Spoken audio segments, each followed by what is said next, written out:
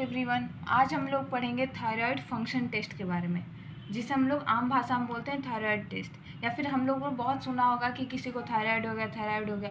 Even हर किसी घर में कोई ना कोई एक पेशेंट जरूर रहता है जिनको थायराइड होता है। ठीक है, तो हम लोग आज देखेंगे कि थायराइड क्या होता है, थायराइड फंक्शन टेस्ट क्या होती है। हम टेस्ट कराते हैं, हमें पता नहीं चल पाता है कि क्या हुआ है, तो हम घर बैठे कैसे देख सकते हैं, हमें कैसे पता चल सकता है कि क्या हुआ है, कौन सी थायराइड हुई है, थायराइड की टाइप्स क्या है, वो सारी चीज़ों के बारे में देखेंगे। तो सबसे फर्स्ट देखेंगे थायराइड है क्या। ठीक है, हमारे बॉडी में थायराइड ग्लैंड क्या काम करता है वो देखेंगे। फंक्शन, थायराइड फंक्शन टेस्ट जो हम ये टेस्ट करा रहे हैं वो क्या होता है। ठीक है, रिपोर्ट को हम कैसे देखें कि कौन सी बीमारी होती है। ठीक है, हम कौन सी बीमारी हमारे थायराइड ग्लैंड में हुई है, क्योंकि ये एक हमारे बॉडी का बहुत ही इंपॉर्टेंट ग्लैंड होता है। तो हम लोग देखेंगे कि रिपोर्ट देख के हम लोग कैसे जान सकेंगे कि हमें क्या बीमारी हुई है। ठीक है, और थायराइड जिसको भी होता है तो हम लोग देखें कि उसका वजन अचानक से किसी व्यक्ति का बढ़ जाता है या फिर किसी व्यक्ति का बहुत अचानक से वजन कम हो जाता है। तो ऐसा क्यों होता है, इसके बारे में हम लोग जानेंगे। हम लोग थायराइड को बहुत हल्के में, कितने लोग आम लोग क्या होते हैं कि कुछ दिनों तक थायराइड की टैबलेट लेते हैं, फिर वो मतलब शांत हो जाते हैं, फिर वो ना तो चेकअप कराते हैं ना फिर से वो ट्रीटमेंट लेते हैं। तो हम लोग को इसे हल्के में नहीं लेना चाहिए, क्योंकि इससे बहुत सारी परेशानियां होती हैं जो कि मैं आगे बताऊंगी। तो थायराइड को हल्के में क्यों न लें।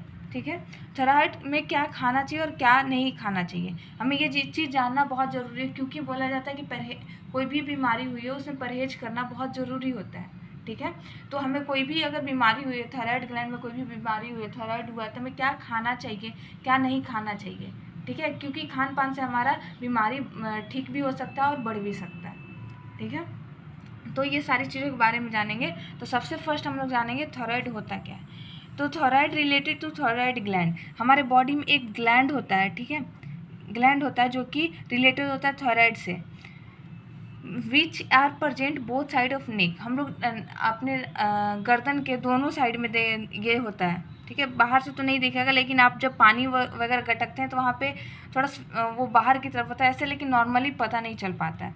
तो थायराइड ग्लैंड नेक के दोनों साइड, यानी हमारे गर्दन के दोनों साइड रहता है। एक बटरफ्लाई स्ट्रक्चर होती है। ठीक है, ये जैसे नहीं लग रहा है कि ये बटरफ्लाई स्ट्रक्चर है, तितली की तरह इसके स्ट्रक्चर है। ये तितली की तरह स्ट्रक्चर इसकी होती है और गर्दन के दोनों तरफ होता है। इसीलिए आप लोग कहीं देखे होंगे किसी को थायराइड होता है तो उसकी गर्दन फूल जाती है, गर्दन के हिस्से में वो स्वेलिंग आ जाती है। ठीक है, thyroid gland control by our brain. अब हम जानते हैं कि हमारे बॉडी में कोई भी फंक्शन होता है, हमारे शरीर में कोई भी कार्य होता है, कोई भी फंक्शन होता है, तो उसको कंट्रोल कौन करता है, हमारा ब्रेन, हमारी दिमाग कंट्रोल करती है। ठीक उसी तरह यहाँ भी थायराइड ग्लैंड है। ठीक है, तो थायराइड ग्लैंड से बहुत सारा हार्मोन्स वगैरह रिलीज होता है, तो उसे कंट्रोल कौन करता है, कब उसको हार्मोन रिलीज करानी है, कब नहीं करानी है, कब बॉडी को ज़रूरत है उस हार्मोन की, कब नहीं है, तो उसको रेगुलेट करता है हमारा ब्रेन। ब्रेन में हमारे प्यूटिटरी ग्लैंड्स होते हैं, वो प्यूटिटरी ग्लैंड्स एक हार्मोन रिलीज करता है जिसे हम लोग बोलते हैं TSH, थायराइड स्टिमुलेटिंग हार्मोन। ठीक है, इस हार्मोन को ये रिलीज करता है। ये हार्मोन क्या करता है, TSH की ये एक्ट करता है इस पे, ये जो हार्मोन है एक्ट करेगा थायराइड ग्लैंड पे, और जब ये थायराइड ग्लैंड पे एक्ट करता है तो यहाँ से 3 हार्मोन निकलता है, T3, T4 और एक कैल्सीटोनिन, कैल्शियम का एक हार्मोन निकलता है। ठीक है, 1 बाई 1 बताते हैं। तो अब यहाँ पे फंक्शन देखते हैं इसका। तो फंक्शन TSH जो हम लोग थायराइड स्टिमुलेटिंग हार्मोन जो देख रहे थे, जो कि रिलीज हो रहा था हमारे ब्रेन से, पिट्यूटरी ग्लैंड से, तो TSH क्या करता है, वर्क ऑन थायराइड ग्लैंड। ये किस पे काम कर रहा था, हमारे नेक के पास जो तितली के जैसी जो ग्लैंड है उस पर काम कर रहा था। ठीक है, काम करता है, तो वहाँ से 3 तरह का हार्मोन रिलीज होता है हमारे ग्लैंड से। जो थायराइड ग्लैंड है वो 3 तरह का हार्मोन रिलीज करता है, T3, T4, कैल्सीटोनिन। ठीक है, T3, T4 को क्या किस नाम से जानते हैं, T3 होता है ट्राई आयोडोथायरॉक्सिन हार्मोन, और T4 को टेट्रा आयोडोथायरॉक्सिन भी बोलते हैं या फिर सिर्फ थायरॉक्सिन भी बोलते हैं। ठीक है, कैल्सीटोनिन है जो कि कैल्शियम लेवल को मेंटेन करता है। हमारे ब्लड में कैल्शियम लेवल भी है जो कि उसको मेंटेन करना बहुत ज़रूरी होता है। ठीक है, तो कैल्शियम लेवल को ये क्या करता है, डिक्रीज करता है। जब वहीं हम लोग पैराथायराइड पढ़ेंगे तो पैराथायराइड में हार्मोन जो होता है वो इंक्रीज करता है कैल्शियम लेवल को हमारे ब्लड में, जबकि कैल्सीटोनिन जो है उस कैल्शियम लेवल अगर बहुत ज़्यादा हमारे ब्लड में कैल्शियम हो गया तो उसको क्या करता है, डिक्रीज करता है, कम करता है, डिक्रीज करेगा। ठीक है, ये दोनों जो हार्मोन है T3 और T4, ये क्या काम करते हैं, ये हमारे मेटाबॉलिज्म करते हैं। जो भी हम फैट लेते हैं, प्रोटीन लेते हैं, कार्बोहाइड्रेट लेते हैं, ठीक है, तो हम फैट, प्रोटीन और कार्बोहाइड्रेट लेते हैं तो हमारे बॉडी में इसका डाइजेशन होता है, एब्जॉर्प्शन होता है, एसिमिलेशन होता है। तो जब ये ऑब्जर्व हो गया, ऑब्जर्व होता है तो उसके बाद हमारे बॉडी में मेटाबॉलिज्म होता है, तभी तो एनर्जी रिलीज होती है ATP के रूप में, ठीक है। तो उसका मेटाबॉलिज्म कौन कराता है, T3 और T4 उसको रेगुलेट करता है, मतलब इसकी बहुत बड़ी रोल होती है। T3 और T4 हार्मोन का बहुत बड़ा रोल होता है मेटाबॉलिज्म में, ठीक है। ये मेटाबॉलिज्म को कम भी कर सकता है और ज़्यादा भी कर सकता है, डिपेंड करता है T3 और T4 कितना रिलीज हो रहा है हमारे बॉडी में। फिर क्या, बॉडी टेम्परेचर को रेगुलेट करता है, यानी हमें कभी बहुत ठंड लग सकती है, कभी बहुत गर्मी लग सकती है, वो डिपेंड करता है इन दोनों हार्मोन पे। हार्ट रेट, हमारे हार्ट रेट को ज़्यादा भी कर सकता है, कम भी कर सकता है, हृदय की धड़कन, ठीक है। ब्लड प्रेशर को, मेंटल स्टेटस, यानी कभी हमें चिड़चिड़ापन हो जाएगा, कभी टेंशन हो जाती है, उस चीज़ को भी रेगुलेट करता है। पीरियड्स, जो मेंस्ट्रुअल साइकिल होती है, ठीक है, पीरियड्स होती है जो फीमेल को, उसको भी रेगुलेट करता है। पीरियड्स का डे कभी इंक्रीज हो सकता है, कभी डिक्रीज हो सकता है। प्रेगनेंसी, मतलब प्रेगनेंसी से रिलेटेड प्रॉब्लम को भी रेगुलेट करता है। अगर हाइपोथायराइडिज्म होता है तो प्रेग्नेंट लेडी का जो बच्चा रहता है वो थोड़ा दिमागी तौर पे या फिर उसकी डेवलपमेंट बहुत अच्छे तरीके से नहीं होती है, उसका विकास अच्छे तरीके से नहीं होता है, ठीक है। तो अब हम लोग नेक्स्ट देखते हैं थायराइड फंक्शन टेस्ट क्या है। तो हम लोग इसे थायराइड टेस्ट भी कहते हैं, नॉर्मल भाषा में हम लोग बोलते हैं थायराइड टेस्ट, ठीक है। ये एक ब्लड टेस्ट है, ये ब्लड से टेस्ट इसकी की जाती है। इसमें देखा जाता है कि कितना T3 है ब्लड में, T4 है और TSH है, इन तीनों का लेवल देखा जाता है, इन तीनों का अमाउंट देखा जाता है कि ब्लड में कितना है, ठीक है। और उससे डायग्नोस किया जाता है कि कौन सी बीमारी है हमें, ठीक है। इन तीनों का लेवल अमाउंट देख के, इन तीनों का रेंज देख के फिर हम जान पाते हैं कि कौन सी बीमारी है थायराइड में, हाइपोथायराइडिज्म है या फिर हाइपर है, ठीक है। इन चीज़ों के बारे में जानते हैं। कोई ज़रूरत नहीं कि हमें इसे फास्टिंग में, कई बार इसे डॉक्टर प्रिस्क्राइब करते हैं कि फास्टिंग में भी करा लीजिए, लेकिन कोई ज़रूरी नहीं रहता है कि फास्टिंग करना ही पड़े, ठीक है, फास्टिंग में करें ये टेस्ट। अब हम लोग देखेंगे थायराइड टेस्ट कब कराएं, कब हम लोग इस टेस्ट को कराएं, जब हम लोग देख रहे हैं कि गर्दन के आसपास बहुत ज़्यादा स्वेलिंग हो रहा है, धीरे धीरे वहाँ पे स्वेलिंग हो रहा है, मतलब वहाँ पे सूजन हो रही है, फूल जा रहा है वहाँ पे, तो इसका मतलब होता है कि वहाँ जो थायराइड ग्लैंड है जो हमारे नेक के दोनों तरफ है, वहाँ पे इसका साइज इंक्रीज कर रहा है, तो उस केस में हम लोग थायराइड टेस्ट कराते हैं। वजन, जो हमारा वेट है, वजन है, वो अचानक से घट जा रहा है, अचानक से बढ़ जा रहा है, उस केस में हम थायराइड टेस्ट कराते हैं। हमारा हार्ट रेट है जो या तो बहुत स्लो हो गया है या फिर बहुत तेज़ हो गया है, धड़कन हमारी बहुत तेज़ चल रही है, तो हमें थायराइड टेस्ट करानी चाहिए। अगर हमें पसीना, या तो कभी पसीना बहुत ज़्यादा आ रहा है या फिर पसीना बहुत कम आ रहा है, तो भी हमें थायराइड टेस्ट करानी चाहिए। अगर गर्मी हो रही है तो हमें नॉर्मल पर्सन, मान लेते हैं कि अभी टेम्परेचर ठीक है, नॉर्मल पर्सन को गर्मी थोड़ा नॉर्मल ही लगेगी, लेकिन किसी को उसी में बहुत ज़्यादा गर्मी लग रही है या फिर बहुत ज़्यादा ठंड लग रही है, ठीक है, तो हमें थायराइड टेस्ट करानी चाहिए। किसी को डायरिया, मतलब लूज मोशन हो रहा है, या फिर कॉन्स्टिपेशन, ठीक है, मतलब कॉन्स्टिपेशन का मतलब क्या होता है कि मतलब जो स्टूल है वो आसानी से पास नहीं हो पा रहा है। इरेगुलर पीरियड्स, ठीक है, हर महीने पीरियड्स होने चाहिए, लेकिन वहीं अगर पीरियड्स का डेट इंक्रीज कर गया फिर डिक्रीज कर गया, मतलब जो हम 28 दिनों पर पीरियड का डेट होता है, 28 डेज का होता है, वो अगर इंक्रीज कर जाए या फिर डिक्रीज कर जाए, हो सकता है वो 35 डेज हो जाए, 40 डेज हो जाए, इंक्रीज कर जाए, या फिर 20 डेज हो जाए, 15 डेज हो जाए, तो वो इंक्रीज और डिक्रीज कर सकता है, डिपेंड करता है कि हार्मोन की लेवल क्या है। हार्मोन अगर ज़्यादा है तो इंक्रीज कर जाता है, हार्मोन अगर कम है तो डिक्रीज कर जाता है।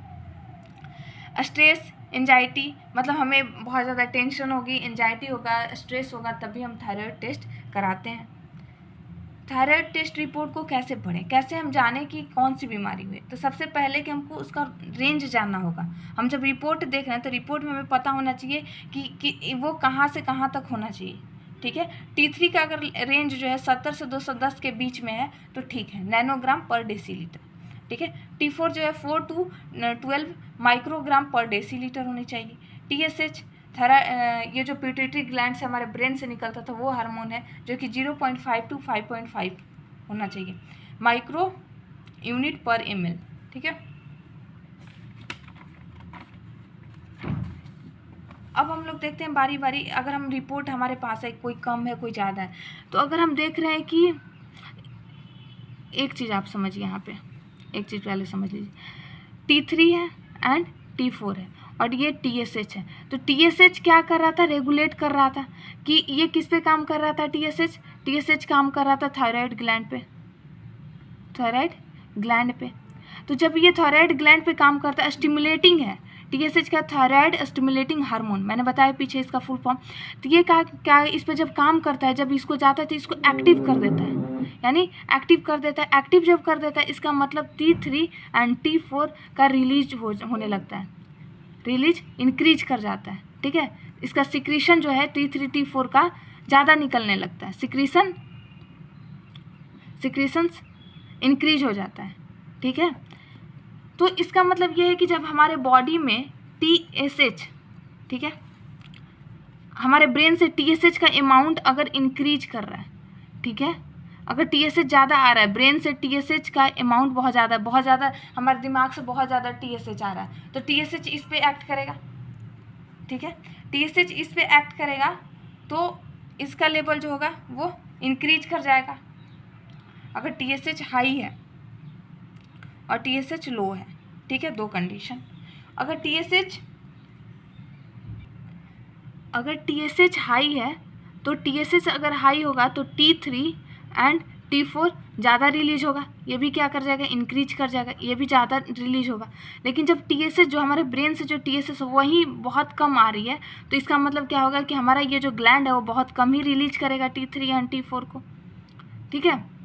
ये हो गया नॉर्मल केस में, ये नॉर्मली ऐसा होता है। अगर ये अधिक रिलीज हो रहा है तो ये भी अधिक होगा, ये कम रिलीज हो रहा है तो ये भी कम होगा, ठीक है, क्योंकि ये स्टिमुलेट कर रहा है इसको रिलीज करने के लिए, ठीक है। लेकिन अगर कोई एबनॉर्मलिटीज आती है, लेकिन तो इसमें देखिए जब T3 नॉर्मल है वो रेंज के अंदर ही है, ठीक है, T4 भी रेंज के अंदर है, TSH अगर ज़्यादा हो गया, TSH इंक्रीज कर रहा है तो हाइपोथायरॉयडिज्म होती है, हाइपोथायरॉयडिज्म, ठीक है। अब इसमें देखिए T3 और T4 दोनों लो हो गया और ये TSH हाई हो जा रहा है तो इसे बोलते हैं हाइपोथायरॉयडिज्म। ये T3 और T4 नॉर्मल है और ये लो है, यानी रेंज से कम है, तो प्राइमरी हाइपरथायरॉयडिज्म होती है। T3 एंड T4 हाई है, ये दोनों का रेंज जो है, मतलब जो हम रेंज बताए उससे ज़्यादा है, और ये TSH जो है वो लो है तो हाइपरथायरॉयडिज्म होती है, ठीक है, हाइपरथायरॉयडिज्म होती है। T3 एंड T4 लो है, कम है, और ये भी तीनों अगर कम आ रही है तो कहीं ना कहीं हमारे जो ब्रेन में जो ग्लैंड है, पिट्यूटरी ग्लैंड, जो कि TSH से रिलीज करता था, तो उसमें कोई ना कोई कमी आ रही है, ठीक है। अब हम लोग आगे देखते हैं कि थायराइड का प्रकार क्या और टाइप्स और उसका लक्षण क्या है। हमें कैसे पता चलेगा कि कौन सा थायराइड है, हम देख के कैसे बताएंगे, वो तो रिपोर्ट देख के बता रहे थे, हम किसी व्यक्ति को देख के कैसे बताएंगे। तो अगर हाइपर थायरॉयडिज्म है तो उनका वजन बहुत तेज़ी से घटेगा, कम होगा। हार्ट रेट जो रहेगा उनका बहुत तेज़ी से, जो धड़कन है, दिल की धड़कन, वो बहुत तेज़ी से धड़केगी, ठीक है, बहुत तेज़ उसका बीट होगा। अधिक पसीना आएगा, उन्हें गर्मी लगेगी तो नॉर्मल जितना एक व्यक्ति को पसीना आता है उससे कहीं ज़्यादा उनको पसीना आएगा। हीट सेंसिटिव होंगे, उनको गर्मी बहुत ज़्यादा लगेगी। डायरिया, उनको लूज मोशन वगैरह डायरिया ज़्यादा होंगे, ठीक है। हाइपोथायरॉयडिज्म, इसमें क्या होगा, वजन कम होगा, सॉरी वजन बढ़ेगा। हाइपो में क्या होता है, वजन इंक्रीज करता, मोटा हो जाता है पर्सन। जो दिल की धड़कन है वो कम हो जाएगी, पसीना कम आएगा। कोल्ड सेंसिटिव, यानी उनको ठंड बहुत ज़्यादा लगेगी। कॉन्स्टिपेशन, कब्ज वगैरह बन जाएंगे, मतलब जो स्टूल है जो वो पास नहीं हो पाएगा इजीली, ठीक है। अब हम लोग एक चीज़ देखते हैं कि अचानक से वजन घट और बढ़ क्यों जाता है, ठीक है। तो हम लोग देख रहे हैं कि जो T3 और T4 था, हम लोग पहले ही देखे कि ये रेगुलेट करता है metabolism of protein, fat and carbohydrate. हम जो खाते हैं, हम जो खा रहे हैं उसमें प्रोटीन होती है, फैट होती है, कार्बोहाइड्रेट होता है। जब हम खाते हैं तो हमारा स्टोमिक, इंटेस्टाइन क्या करता है, उसे डाइजेस्ट करता है, ठीक है, उसका पाचन करता है, उसका एब्जॉर्प्शन करता है, शोषित करता है, हमारे बॉडी में उसको चारों तरफ ले जाता है, ठीक है। लेकिन उसके बाद क्या होता है, मेटाबॉलिज्म होता है। मेटाबॉलिज्म होने पे क्या होता है कि एनर्जी रिलीज होती है। क्या रिलीज होती है, इसका जब मेटाबॉलिज्म होता है, मेटाबॉलिज्म होता है उससे क्या होती है, एटीपी रिलीज होती है, एनर्जी रिलीज होती है। जब एटीपी रिलीज होती है तभी तो हम कोई काम कर पाते हैं, हमारा बॉडी कोई भी फंक्शन कर पाता है, उससे एटीपी की ज़रूरत होती है, एनर्जी की ज़रूरत होती है। तो अगर किसी केस में हाइपोथायरॉयडिज्म, पहला केस देखते हैं कि जब किसी का T3 और T4 बहुत लो है, हाइपो है, ठीक है, कम T3 T4 कम है उसके बॉडी में, कम रिलीज हो रहा है, तो उस केस में क्या होगा, मेटाबॉलिज्म कम होगा, ठीक है, हमारे बॉडी में मेटाबॉलिज्म कम होगा। इसका मतलब क्या है कि डाइजेशन तो हो गया, डाइजेशन के बाद प्रोटीन, फैट और कार्बोहाइड्रेट का डाइजेशन हो गया, उसके बाद डाइजेशन के बाद क्या होगा, प्रोटीन किसी में रिलीज, डाइजेशन के बाद कन्वर्ट हो जाता है एमिनो एसिड में, फैट ग्लिसराइड्स में, ठीक है, कार्बोहाइड्रेट्स ग्लूकोज वगैरह में रिलीज हो जाता है, ठीक है, ब्रेक डाउन हो जाता है। तो उसके बाद वो उसी रूप में हमारे बॉडी में रहेगा, ग्लूकोज के रूप में रहेगा, एमिनो एसिड के रूप में रहेगा, ठीक है, वो अब एनर्जी में कन्वर्ट नहीं होगा क्योंकि मेटाबॉलिज्म बहुत ही कम हो रहा है, लो हो रहा है, स्लो हो रहा है, कम हो रहा है, तो एनर्जी में कन्वर्ट नहीं होगा। एनर्जी में जब कन्वर्ट नहीं होगा तो वो सारा जो चीज़ है, जैसे प्रोटीन का हो गया एमिनो एसिड, फैट का हो गया ग्लिसराइड, ग्लिसरॉल्स जो होते हैं, ठीक है, फैटी एसिड और ग्लिसरॉल्स, फैटी एसिड और ग्लिसरॉल, ठीक है, कार्बोहाइड्रेट जो होता है ग्लूकोज में चेंज होता है, ग्लूकोज माल्टोज वगैरह में चेंज होता है, ये सब अब इसका मेटाबॉलिज्म नहीं होगा तो ये क्या होगा, एमिनो एसिड, ग्लूकोज, ये ग्लिसराइड, फैटी एसिड, ये सारे हमारे बॉडी में स्टोर होने लगेंगे। तो किस फॉर्म में स्टोर होते हैं हमारे बॉडी में, एडिपोज टिश्यू में जाके स्टोर होते हैं ग्लाइकोजेन के रूप में। ये सारे जो चीज़ है ना, जो प्रोडक्ट्स बने हैं, ये ग्लाइकोजेन में कन्वर्ट हो जाएंगे और हमारे स्किन के नीचे स्टोर हो जाएंगे, जहाँ से मोटापा बढ़ना शुरू हो जाता है। तो वहाँ से क्या करेंगे, वेट को इंक्रीज करना शुरू कर देते हैं, ठीक है। T3 T4 कम रिलीज होगा, मेटाबॉलिज्म कम होगा, मेटाबॉलिज्म कम होगा तो ये सारा जो डाइजेशन हुआ है उसके बाद जो रिलीज होता है एमिनो एसिड, ग्लूकोज, ग्लिसराइड्स और फैटी एसिड, ये ब्रेक डाउन नहीं होंगे, इनसे एनर्जी एटीपी नहीं बनेगा, एनर्जी और एटीपी नहीं बनेगा तो उसी तरह वो हमारे बॉडी में स्टोर होंगे। जब हमारे बॉडी में स्टोर होंगे तो वेट हमारा इंक्रीज करेगा, ठीक है। दूसरा है in case of hyperthyroidism, hyperthyroidism में क्या होगा, T3 और T4 बहुत ज़्यादा हमारे बॉडी में रिलीज हो रहा है, जिसकी वजह से मेटाबॉलिज्म फैट, प्रोटीन और कार्बोहाइड्रेट का इंक्रीज कर जाएगा, यानी बहुत ज़्यादा ब्रेक डाउन होगा, एनर्जी यानी एटीपी बहुत ज़्यादा रिलीज होगी हमारी बॉडी में। तो उस केस में क्या होगा कि उसको हमारे बॉडी को स्टोर करने के लिए नहीं बचेगा, तो हमारा बॉडी जब उसको स्टोर ही नहीं कर पा रहा, जब हम कुछ चीज़ खा रहे हैं और हमारा बॉडी उसको स्टोर नहीं कर पा रहा, तो वेट क्या होगा, हमारा डिक्रीज करेगा, कम होगा वेट, ठीक है। तो इसीलिए वजन जो होता है थायराइड के केस में अचानक से बढ़ जाता है और अचानक से घट जाता है। अब हम देखेंगे थायराइड में क्या खाना चाहिए और क्या नहीं खाना चाहिए, ये बहुत ही इंपॉर्टेंट चीज़ है। तो क्या हमें नहीं खाना चाहिए, फूल गोभी नहीं ज़्यादा लेनी चाहिए, पत्ता गोभी खाना चाहिए मतलब एक्सेस अमाउंट में नहीं, सलगम नहीं लेना चाहिए, सोयाबीन का सेवन भी कम करना चाहिए, चॉकलेट, ज़्यादा चाय कॉफ़ी वगैरह भी नहीं लेनी चाहिए, कोल्ड ड्रिंक्स भी नहीं ज़्यादा लेनी चाहिए, सफ़ेद चावल वगैरह नहीं ज़्यादा खाना चाहिए, सफ़ेद ब्रेड नहीं ज़्यादा लेनी चाहिए, मटन वगैरह जो लोग खाते हैं उन्हें कलेजे और गुर्दे का सेवन नहीं करना चाहिए, ठीक है। क्या अब हम खा सकते हैं, आयोडाइज्ड साल्ट, अपने जो हम खाना बनाते हैं उसमें नमक जो यूज करते हैं उसमें आयोडीन होना चाहिए, ठीक है। अंडा अगर हम खा रहे हैं तो उसके पीले वाले भाग को ज़्यादा खाना चाहिए क्योंकि उसमें सॉल्ट का मात्रा ज़्यादा रहता है, नमक का मात्रा ज़्यादा रहता है। कोई भी जलीय पौधा मतलब जलीय पौधा ज़्यादा खाना चाहिए, जैसे पालक वगैरह भी आप खा सकते हैं जिसमें पानी का मात्रा ज़्यादा हो, जिसमें नमक का मात्रा ज़्यादा हो। फिश, मछली खा सकते हैं। अगर तेल घर में यूज हो रहा है खाने के लिए तो कौन सा तेल यूज करना चाहिए, जैतून या फिर नारियल का तेल। ग्रीन टी पी सकते हैं लेकिन ज़्यादा चाय वगैरह का सेवन नहीं कर सकते, लेकिन ग्रीन टी पी सकते हैं। आंवले का जूस ले सकते हैं, लौकी का जूस ले सकते हैं, ठीक है। लहसुन और अदरक का सेवन भी ज़्यादा हमें करना चाहिए, हेल्प करता है थायराइड को कम करने में। फ्रूट्स में हमें पाइनएप्पल, सेब, पपीता, कीवी वगैरह खाना चाहिए। इन चीज़ों अगर हम ड्राई फ्रूट्स ले रहे हैं तो उसमें हमें काजू लेना चाहिए, अखरोट लेना चाहिए, बादाम लेना चाहिए, खरबूजे की बीज और चिया सीड्स लेनी चाहिए। ये सब क्या करते हैं कि जो थायराइड का फंक्शन है उसको इंक्रीज करते हैं, उसको बढ़ाते हैं, उसको ठीक करते हैं, ठीक है। तो अगर आपको ये लेक्चर थायराइड पे, थायराइड फंक्शन टेस्ट पे अगर अच्छी लगी हो तो प्लीज़ चैनल को लाइक एंड सब्सक्राइब करें। Thank you very much. आपके लाइक एंड सब्सक्राइब से ही हमें मोटिवेशन मिलता है आगे वीडियो बनाने के लिए, तो प्लीज़ एंड प्लीज़ चैनल को लाइक एंड सब्सक्राइब करें। Thank you very much.